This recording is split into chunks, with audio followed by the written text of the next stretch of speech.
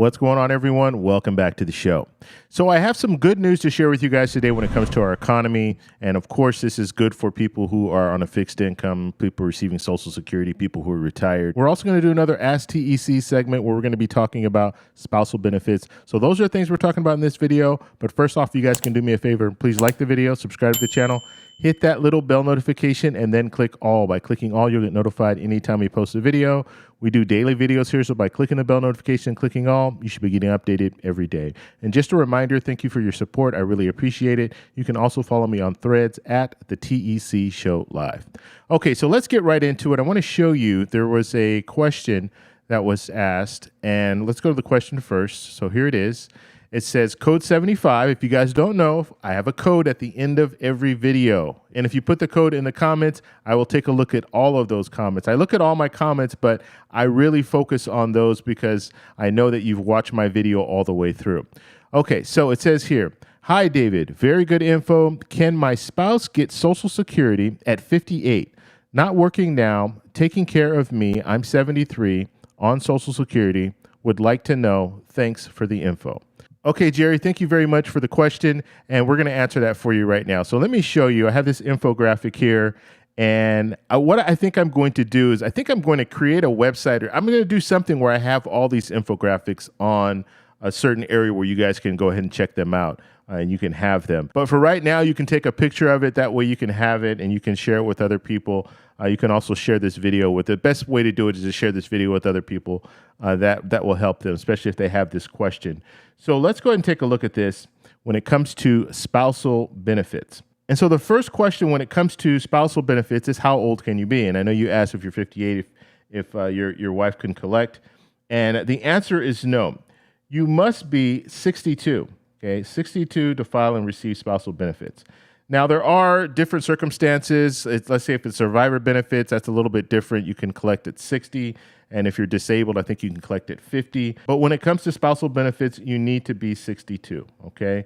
So let's look at some of the other key factors. The spouse must file for their own benefits first. And so if they do have benefits, they need to file for that first. And then they can switch it over to the spousal benefits. If the spousal benefits are more, then it makes sense. So that's something else to consider. And then both current and ex-spouses are eligible. And so this is something that people might not realize. It's not just the current spouse. It could be an ex-spouse as well. Okay, and this is something else that I think is very important for people to understand. Taking a spousal benefit does not reduce or change the amount the spouse may receive.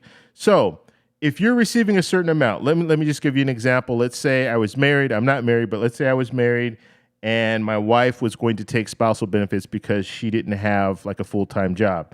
And so she wanted to collect it. She's 62 and I'm over 67. I waited until my full retirement age.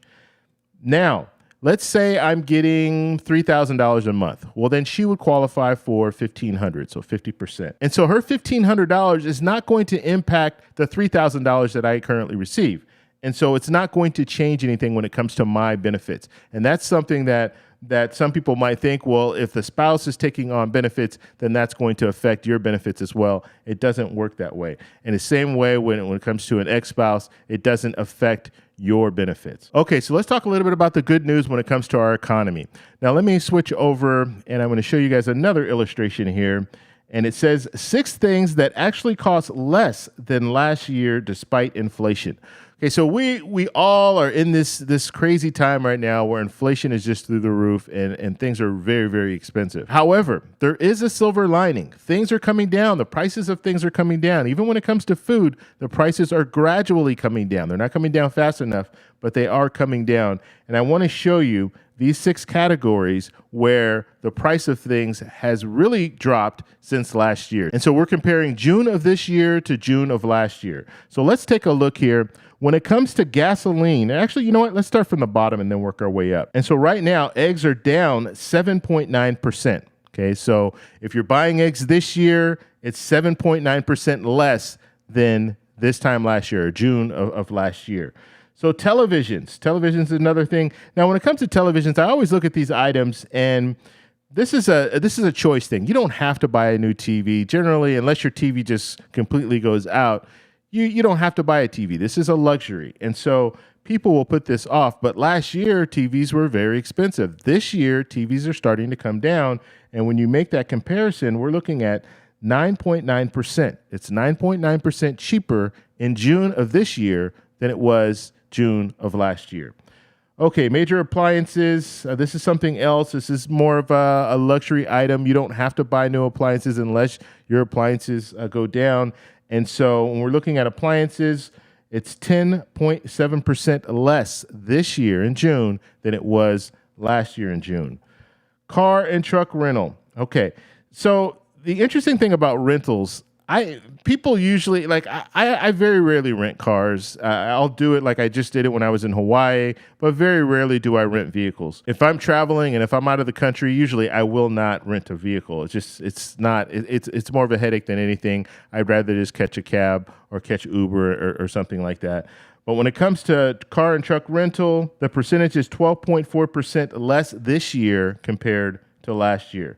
Okay, the next one here is airfares. So when it comes to airfares, I have seen airfares go down a little bit, and I've seen airlines start to promote different routes. Okay, so they're starting to increase their routes, which is good. When they increase routes, that means the prices will generally drop because you'll have these new routes, and some of these routes don't have the demand that a regular route would, and so sometimes you can get cheaper fare. So that's something to think about too when you're looking at traveling in different places. If you have a lot of flights going to that place, then generally you can get a better deal. There's more competition. But when you have less flights going to a place, that's when you're going to pay a little bit more. So looking at airfare, it's 18.9% cheaper in June of this year than it was June of last year. So that's good. Now, gasoline, this is the big one here. Gasoline, we know gasoline was just crazy last year, especially. I mean, the worst time last year in 2022 was in June. We saw the CPI at 9.1%. Everything was just crazy, crazy expensive.